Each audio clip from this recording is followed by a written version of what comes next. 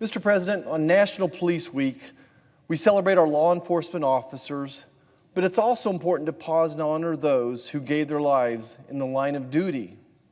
And then we pause and remember the families they left behind. Last year, I stood in this chamber as we unanimously adopted the National Police Week resolution and honored the 576 law enforcement officers killed in the line of duty in 2021.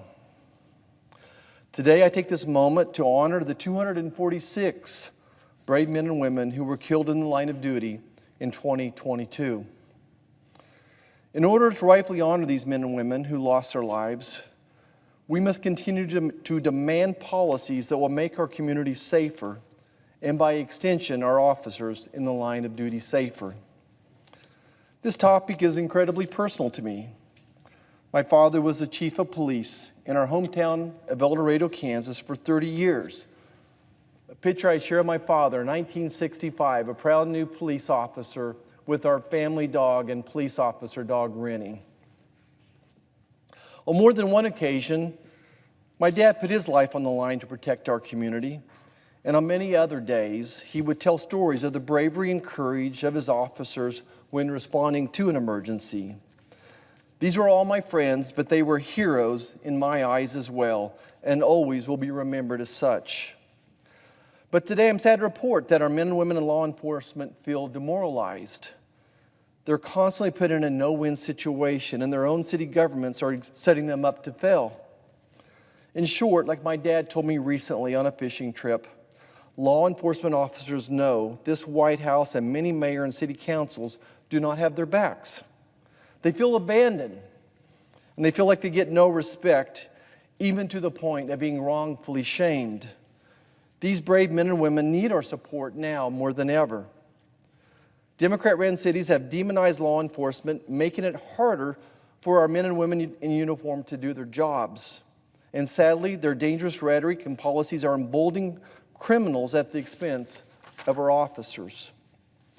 You don't have to look any further than our own nation's capital.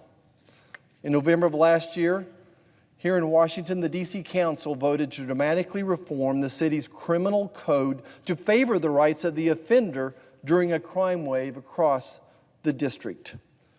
The legislation eliminated mandatory minimum sentences for most crimes and lowered the maximum penalties for crimes such as carjacking and robbery.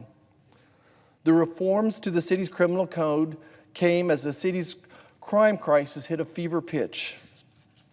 Listen to this.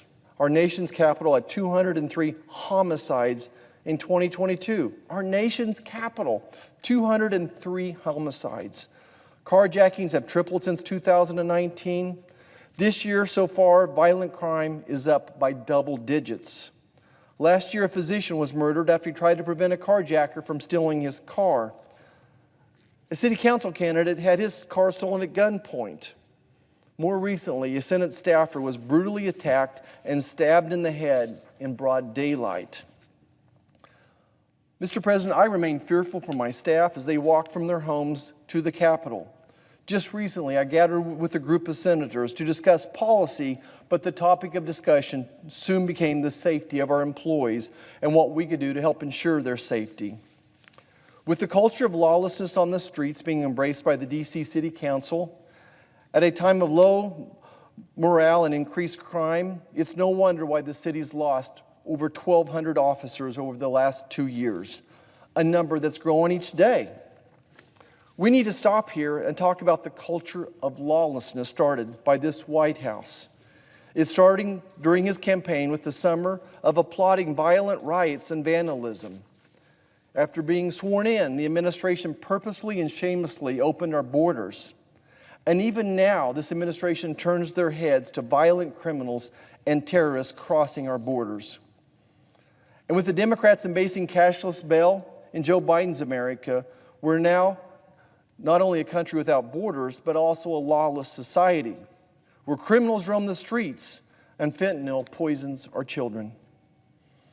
This nation must change its course before it's too late. To preserve this union, we need law and order. Our republic will not survive without it. I rise today in support of Senator Vance's motion to nullify the D.C. Council's Comprehensive Policy and Justice Reform Amendment Act of 2022. By passing this resolution, we can now join our House colleagues in firmly rejecting the Council's anti-police, pro-criminal laws and reaffirm our support for our heroic law enforcement officers. I urge all my Senate colleagues in the White House to choose people over politics by joining our efforts to improve public safety in Washington, D.C. With its passage, we can send a clear message to 1600 Pennsylvania Avenue. We in the Senate will not stand by while our law enforcement officers are vilified and cut off at the knees when trying to do their job. And with this passage, we'll make Washington, D.C. a safer place for the millions of visitors who pilgrimage to this great capital to petition their elected members of Congress, to regale on our history, and celebrate our freedom. This is a bill that makes D.C. safer, but it also sends a message to the entire country, a message that we want safe streets, we want safe communities, we want safe schools, and we want to do it in a bipartisan way. Let's signal to every county, every city, and every state that Washington, D.C. will no longer be soft in crime and cater to criminals. I yield back.